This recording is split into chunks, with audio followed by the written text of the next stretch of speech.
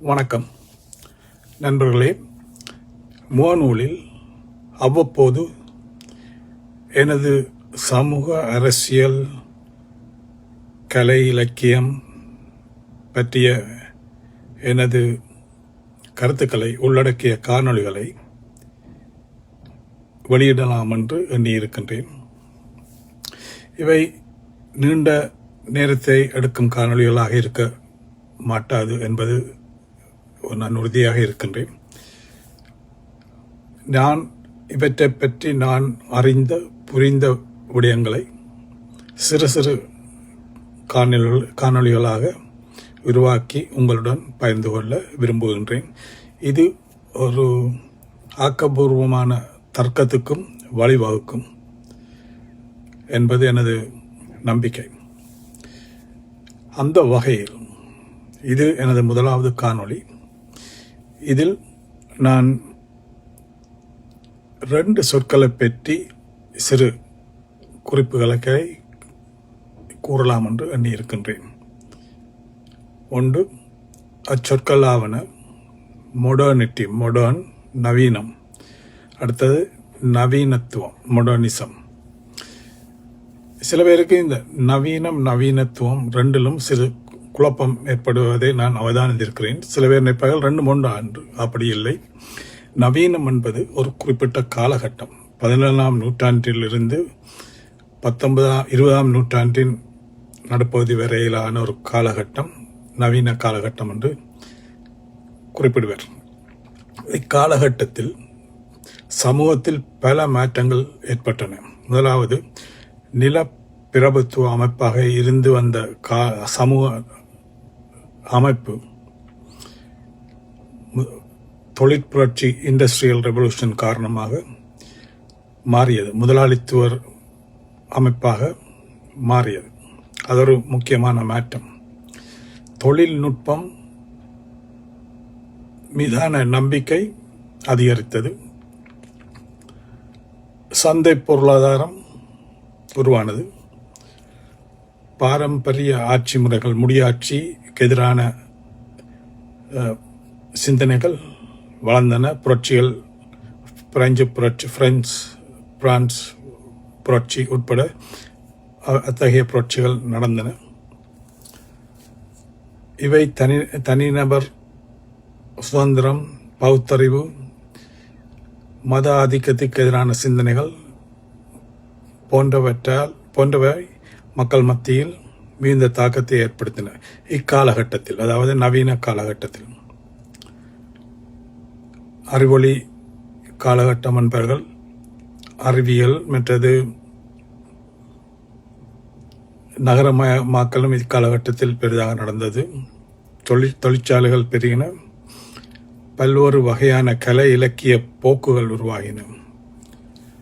அப்ப நவீனம் என்பது உண்மையில் மொடர்னிட்டி ஒரு நவீன காலகட்டத்தை குறிக்கும் ஒரு சொற்பதம். அப்படியானால் நவீனத்துவம் 19ஆம் நூற்றாண்டிலிருந்து 20ஆம் நூற்றாண்டின் நடுப்பகுதி வரையில் கலை, இலக்கிய, கட்டிடக்கலை, தத்துவம் போன்ற துறைகளில் நவீன காலகட்டத்தின் விளைவாக உருவான கருத்தாக்கங்களின் தொகுப்பாக இதனை கூறலாம். ஒரு நவீனத்துவம் என்று ஒரு குறிப்பிட்ட ஒரு தனி தத்துவம் என்று கூற முடியாது. அத்தகைய நவீன காலகட்டம் ஏற்படுத்திய பல்வேறு சிந்தனைகளின் தொகுப்பு. உதாரணமாக, தனிமனித சுதந்திரம், மரபு மீறிய சிந்தனைகள், பகுத்தறிவு, மதச்சார்பின்மை, தொழில்நுட்பத்தின் மீதான அதீத நம்பிக்கை, இவையெல்லாம் முக்கியமான அம்சங்கள். அப்ப மற்ற மனிதரின் அக உணர்வுகளின் வெளிப்பாடுகள், இவற்றை வெளிப்படுத்தும் போக்கு, இவையெல்லாம்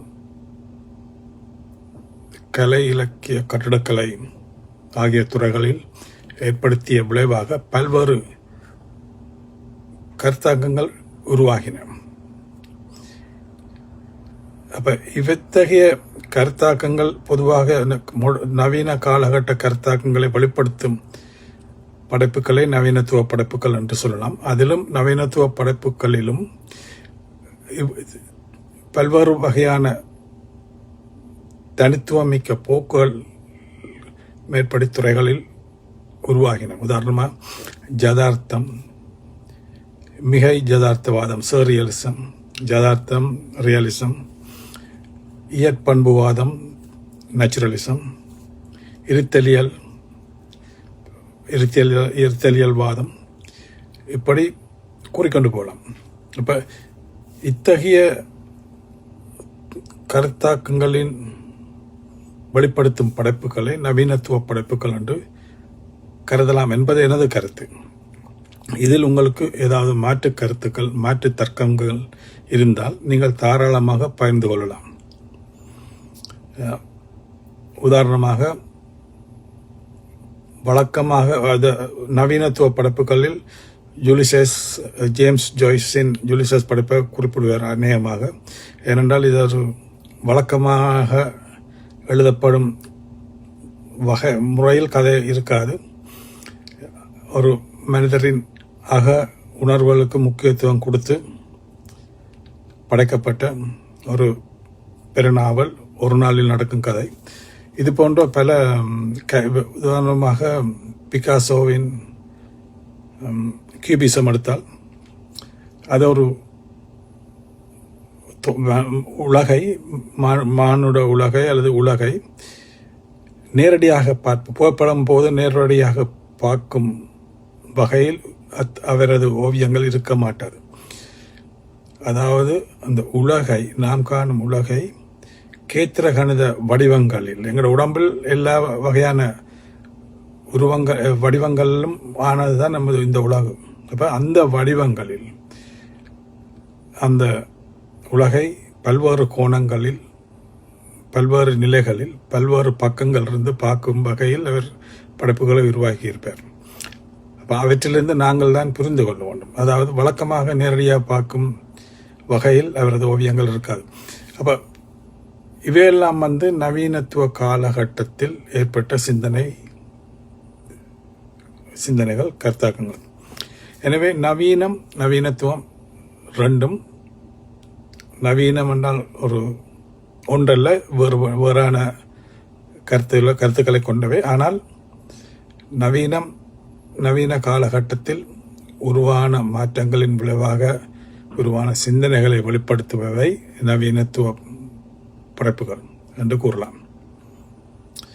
நல்லது நண்பர்களே, இத்துடன் இதை எனது காணொலியை முடிவுக்கு கொண்டு வருகின்றேன். அடுத்த முறை நாங்கள் யதார்த்தவாதம், மிகை யதார்த்தவாதம், மேஜிக்கல் ரியலிசம், இருத்தலியல் வாதம், இயற்பண்புவாதம் போன்ற, கியூபிசம் போன்ற பல்வேறு கலை இலக்கிய பாணிகளை பற்றிய எனது சிந்தனைகளை உங்களுடன் நான் பகிர்ந்து கொள்வேன். நன்றி, வணக்கம்.